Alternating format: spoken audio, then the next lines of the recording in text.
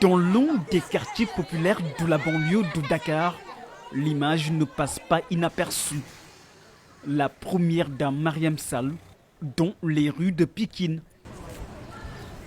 Une visite inopinée pour vérifier des travaux qu'elle avait demandé à ses services d'effectuer dans les maisons des couches les plus défavorisées. Il s'agit de doter ces modestes demeures de commodité avec des toilettes et autres salles de bain.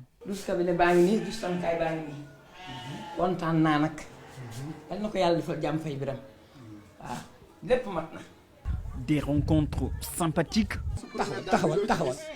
souvent inhabituelles pour les populations. Amin, amin. Nanga tuddu? Madame. Ah yow kon mom yow yaay vrai mom moy soxna señ.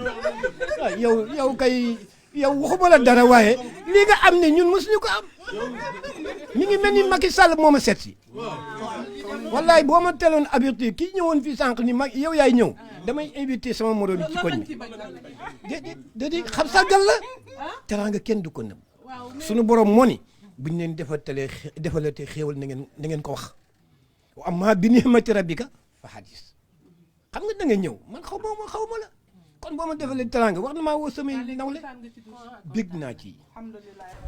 Un élan de solidarité et de générosité à travers l'édification d'un système d'assainissement optimal qui respecte toutes les règles d'hygiène, un soulagement pour les habitants de ces maisons. Je suis vraiment content. Je suis plus que content.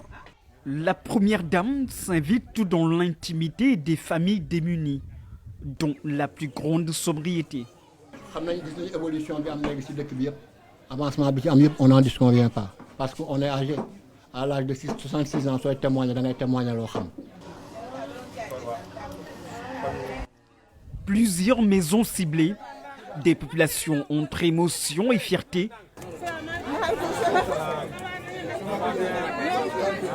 La fierté de recevoir chez soi la première dame du Sénégal. dafa mel ni yàlla moo ko yebal da ko ñii ci kaw ci kanam rek incha allah. madame Macky Sall ci biir kër gi xoolal suñu kër gi rek mënoon nañoo romb di dem defaral ñu suñu douche bi ba yëg ko yàlla bàyyi ci pale bi muy cuuraay rek namoon nañ cuuraay gonga.